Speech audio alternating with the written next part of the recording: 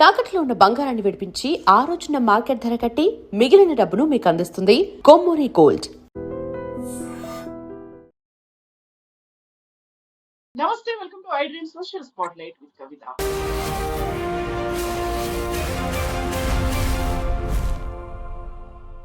New Zealand T20 world cup లో తన berth ని ఖరారు చేసుకుంది. ఫైనల్ కి వెళ్ళినటువంటి ఫస్ట్ టీం అయింది. ఈ రోజు సాయంత్రం జరగబోయేటువంటి ఇండియా వర్సెస్ ఇంగ్లాండ్ మ్యాచ్ లో ఎవరు ఫైనల్స్ కి వెళ్ళబోతున్నారు, ఎవరి స్ట్రెంగ్స్ ఎలా ఉన్నాయి, హిస్టరీ ఎలా ఉంది, స్ట్రాటజీస్ ఎలా ఉన్నాయి. మనతో పాటుగా ఉన్నారు sports analyst and cricket commentator Venkatesh గారు. నమస్కారం అండి. నమస్తే కవిత గారు. So south Africa versus New Zealand match, so చాలా టఫ్ మ్యాచ్ ఉంటుంది అనుకున్నారు. సౌత్ ఆఫ్రికా అన్బీటెన్ గా ఉంది కాబట్టి సెమీఫైనల్ లో కూడా గెలుస్తుంది అనుకున్నప్పుడు బొక్కబొర్లా పడిందా? ఏం జరిగింది అసలు? అంటే సౌత్ ఆఫ్రికాకి ఇప్పుడు ఆ చోకర్స్ అనే ట్యాగ్ ఉంది కదండి, అదే అక్కడ ప్రూవ్ అయింది. ఎందుకంటే ఇప్పటి వరకు అన్బీటన్ గా వాళ్ళు వచ్చారు సెమీస్ దాకా. అందరికంటే మోస్ట్ ఇంప్రెసివ్ అనిపించారు బ్యాటింగ్ లో, బౌలింగ్ లో, ఫీల్డింగ్ లో, అన్ని డిపార్ట్మెంట్స్ లో. కానీ ఎప్పుడైతే నాకౌట్ స్టేజ్కి వచ్చారో వాళ్ళు బొక్కబోర్లు పడిపోయారు. మామూలుగా రెగ్యులర్ గా బ్రహ్మాండంగా ఆడే వాళ్ళ బ్యాట్స్మెన్ అందరూ కూడా కంప్లీట్ గా చేతులు ఎత్తేసారు. ఒకటేంటంటే వాళ్ళు టాస్ ఓడిపోవడం కూడా వాళ్ళు కలిసి రాలేదు. ఎందుకంటే వాళ్ళు బ్యాటింగ్ చేసినప్పుడు పిచ్ చాలా స్లోగా ఉంది, దాని మీద షాట్స్ కొట్టడం కష్టమైంది. వేరాజ్ న్యూజిలాండ్ బ్యాటింగ్ చేసేటప్పుడు పిచ్ బాగా ఈజీ అవుట్ అయింది. దాన్ని వాళ్ళు అడ్వాంటేజ్ తీసుకున్నారు. చాలా క్విక్ గా ఇన్సైడ్ 14 ఓవర్స్ వాళ్ళు ఆ టార్గెట్ కంప్లీట్ చేస్తారు. సో టాస్ ఓడిపోవడం అంటే, కానీ తర్వాత వాళ్ళకి జనరల్గా ఎప్పుడు కూడా మనం చూస్తుంది ఏంటంటే నాకౌట్ వరకు చాలా బ్రహ్మాండంగా ఆడతారు, చాలా ఇంప్రెసివ్ ఆడతారు, అక్కడ ఇబ్బంది పడతారు. లాస్ట్ టైం కూడా వాళ్ళు మనతో ఫైనల్ ఆడినప్పుడు 2024లో అప్పుడు కూడా అన్బీటెన్ గానే వాళ్ళు ఫైనల్ దాకా వచ్చారు. కానీ ఫైనల్లో మనకి టఫ్ అయితే ఇచ్చారు. There were some moments when they could have one the final also. కానీ లాస్ట్ క్రూషియల్ స్టేజెస్ లో వాళ్ళు చేతులు ఎత్తేసారు. సో అదే ట్రెండ్ కంటిన్యూ అవుతా ఉంది. వాళ్ళ కోచ్ కూడా ఏం చెప్పాడంటే, గతంలో మా వాళ్ళు నాకౌట్ లో ఓడిపోయారు కానీ అప్పుడు నేను లేను, ఇప్పుడు నేను ఉన్నాను కాబట్టి డిఫరెంట్ గా ఉంటుందని చెప్పాడు. కానీ కోచ్ ఎవరున్నా, ఈవెన్ ప్లేయర్స్ మారినా కూడా సౌత్ ఆఫ్రికాలో ఆ టెండెన్సీ మారలేదు. నాకౌట్కి వచ్చేసరికి వాళ్ళు నాకౌట్ అయిపోవడం అనేది మళ్ళీ కంటిన్యూ అవుతూనే ఉంది. సో న్యూజిలాండ్ ఆట ఎలా ఉందండి? అక్కడ వరల్డ్ రికార్డ్ కూడా వచ్చింది, 33 బాల్స్ లోనే 100 రన్స్ అనేది.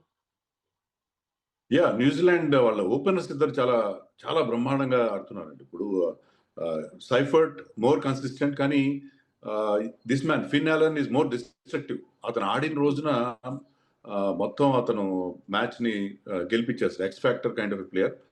అతను బిగ్ బ్యాష్ లో కూడా హ్యాడ్ వండర్ఫుల్ సీజన్. సో ఆ ఫామ్ ని ఇక్కడ కంటిన్యూ చేశాడు. 33 బాల్స్ లో 50 కొట్టడమే చాలా మంది చాలా హ్యాపీగా ఫీల్ అవుతారు, చాలా మంది బ్యాటర్స్. కానీ అతను 33 బాల్స్ లో 100 కొట్టడం, వరుసగా 4లు 6లు బాదేయడం.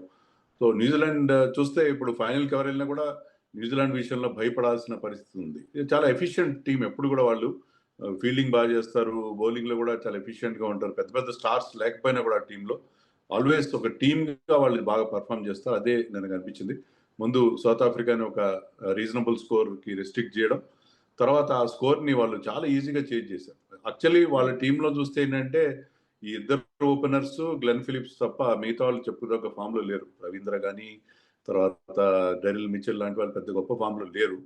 కానీ ఓపెనర్స్ ఎప్పుడైతే ఒక బ్రహ్మాండమైన ఎక్స్ప్లోజివ్ స్టార్ట్ అందించారో అక్కడే వాళ్ళు మ్యాచ్ ఈజీగా గెలిచడం జరిగింది.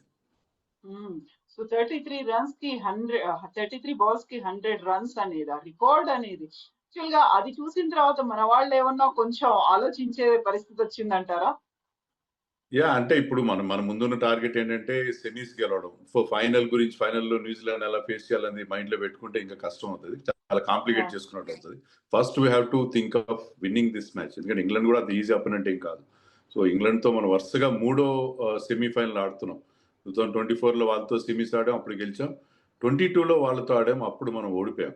అప్పుడు 10 వికెట్స్ తేడాతో ఇప్పుడు ఎలా అయితే న్యూజిలాండ్ డామినేట్ చేస్తూ గెలిచిందో సౌత్ ఆఫ్రికా మీద, అప్పుడు కూడా వాళ్ళు 10 వికెట్స్ తో బట్లర్ అండ్ అలెక్స్ సేల్స్ కలిసి మన టార్గెట్ 169 ఈజీగా ఛేదించేశారు. సో ఆ నేపథ్యంలో అంటే first we have to cross this hurdle. ఈ హర్డిల్ క్రాస్ అయిన తర్వాత అప్పుడు దాని గురించి, ఫైనల్ న్యూజిలాండ్ విషయంలో ఏం చేయాలనేది అప్పుడు ఆలోచించాల్సి ఉంటుంది.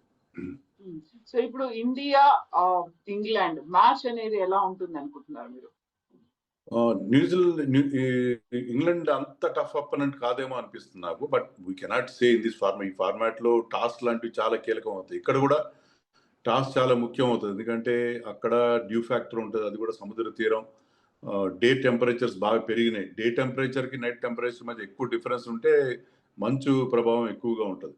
సో అందుకని డ్యూ ఫ్యాక్టర్ వల్ల ఇబ్బంది ఉంటుంది. అంతేకాకుండా ముంబై ఎప్పుడు కూడా చేసింగ్ గ్రౌండ్ అండి. ముంబైలో బ్యాటింగ్ అనుకూలమైన కండిషన్స్ ఉంటాయి, కానీ ఫస్ట్ బ్యాటింగ్ చేసే టీం ఎంత పెద్ద స్కోర్ చేసినా సెకండ్ బ్యాటింగ్ చేసే టీం దాన్ని చేంజ్ చేసే అవకాశం ఉంటుంది. Second batting becomes little bit easier. So అందుకని టాస్ కీలకమైన రోల్ ప్లే చేస్తారు. కానీ ఇంగ్లాండ్కి ఏంటంటే వాళ్ళ బ్యాటింగ్ లో సమస్యలు ఉన్నాయి. వాళ్ళ బ్యాట్స్మెన్ ఎవరు కూడా పెద్ద గొప్ప ఫామ్ లో లేరు. ముఖ్యంగా వాళ్ళ ఓపెనర్స్ బట్లర్ కానీ సాల్ట్ చాలా దారుణమైన ఫామ్ లో ఉన్నారు. నెంబర్ 3 బెత్తల్ కూడా పెద్దగా రన్స్ చేయట్లేదు. ఇంకా టామ్ బ్యాంటన్, వాళ్ళ కెప్టెన్ హ్యారీ బ్రూక్ కి స్పిన్ వీక్నెస్ ఉంది. స్పిన్ సరిగా ఆడు.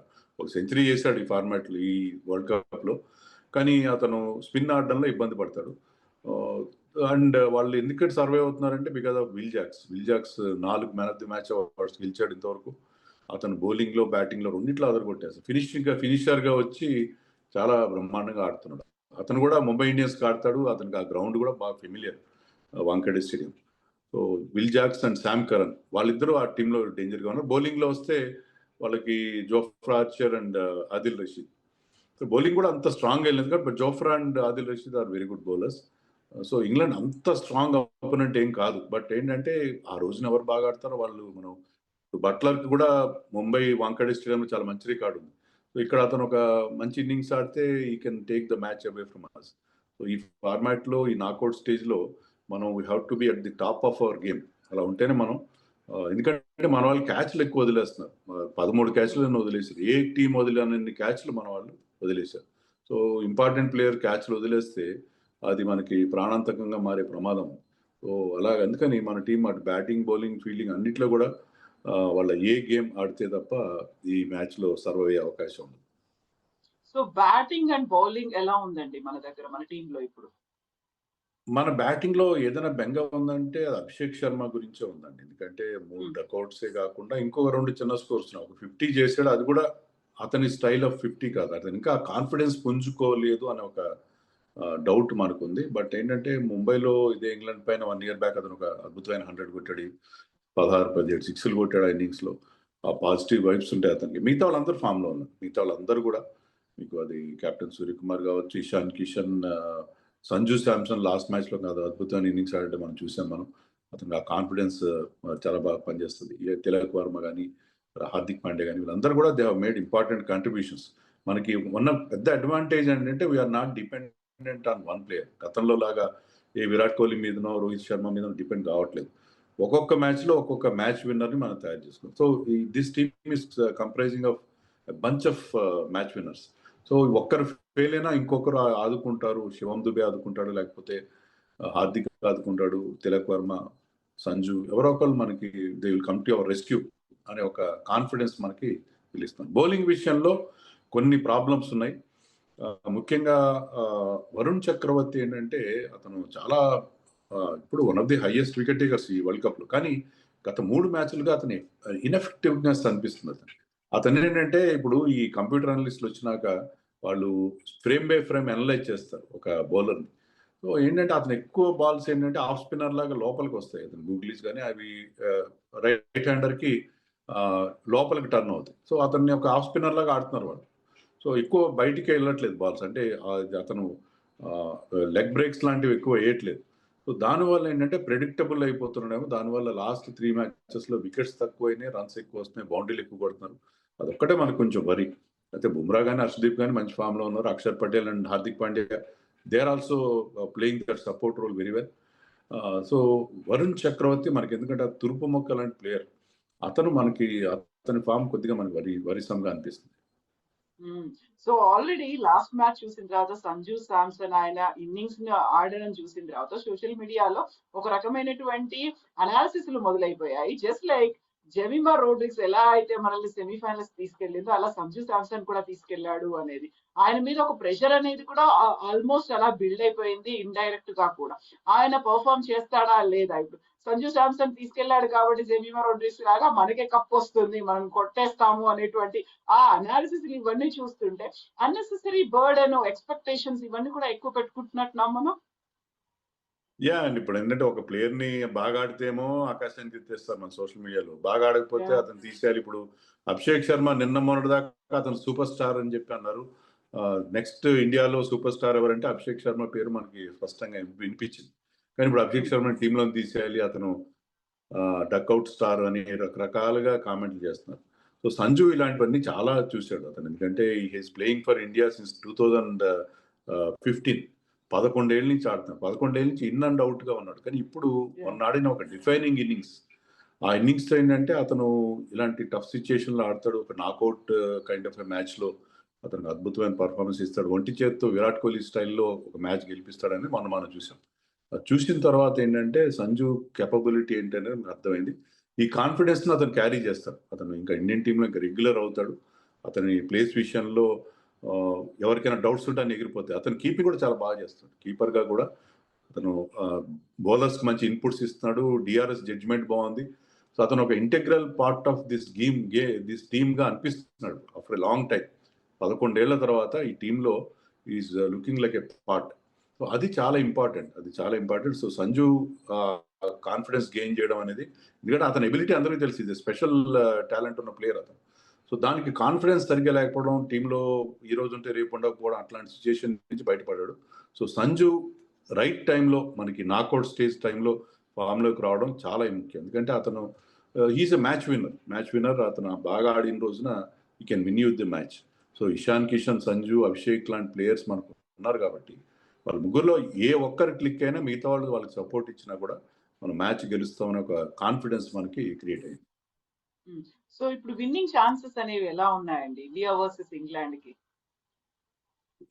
మనకి డెఫినెట్ గా winning chances I will give 65-35 అండి. ఎందుకంటే మన టీం చాలా బెటర్ గా మనకి ఖచ్చితంగా కనిపిస్తుంది. బ్యాటింగ్ లో కానీ బౌలింగ్ లో కానీ మన ప్లేయర్స్ ఎక్కువ ఫామ్ లో ఉన్నారు. కానీ England is a dangerous side. ఇప్పుడు వాళ్ళకున్న టాలెంట్ ఎలాంటిది అంటే ఫిల్ సాల్ట్ ఐపీఎల్ చాలా రెగ్యులర్ గా ఆడతాడు. అతను ఈ played IPL for different teams. ప్రస్తుతం ఆర్సీబీకి ఆడుతున్నాడు. అంతకుముందు ఒక సీజన్ లో కేకేఆర్ టైటిల్ గెలిపించి పెట్టాడు అతను. So Phil Salt is a dangerous opener. Jos Buttler కి ఇండియాలో విపరీతమైన ఎక్స్పీరియన్స్ ఉంది. గోల్డ్ అనే సీజన్ ఐపీఎల్ ఆడాడు, డిఫరెంట్ టీమ్స్ ఆడాడు. ఇందాక చెప్పినట్టుగా ముంబైలో అతను మంచి రికార్డు ఉంది. జాకబ్ బెథెల్ కానీ వాళ్ళ బ్యాటింగ్ లైనప్ చాలా strong batting, power packed batting lineup. And they don't have a tail at all. వాళ్ళకి అసలు టెయిల్ లేనట్టు చెప్పుకోవాలి. ఎందుకంటే జేమీ ఓవర్టన్ కానీ మిగతా వాళ్ళందరూ కూడా, జోఫ్రా ఆర్చర్, ఆదిల్ రషీద్ కూడా బాగా బ్యాటింగ్ చేయగలరు. అలాంటి స్ట్రాంగ్ బ్యాటింగ్ లైనప్ ఉంది వాళ్ళకి.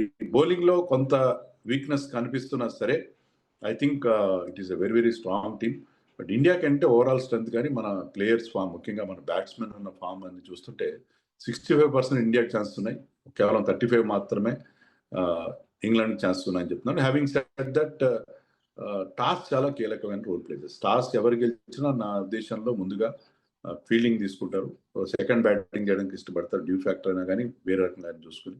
సో సెకండ్ బ్యాటింగ్ చేసే టీంకి కొంత అడ్వాంటేజ్ కూడా ఉండే అవకాశం ఉంది. అప్పుడు మనకి మళ్ళీ ఈక్వేషన్ మారుతుంది. టాస్ గెలవడం అనేది చాలా క్రూషియల్ గా ఉండే అవకాశం కనిపిస్తుంది. వెంకటేష్ గారు, థ్యాంక్ యూ సో మచ్. మళ్ళీ రేపు మాట్లాడుకుందాం ఏమైంది ఫైనల్ గా అనే దాన్ని. థ్యాంక్ యూ సో మచ్ అండి.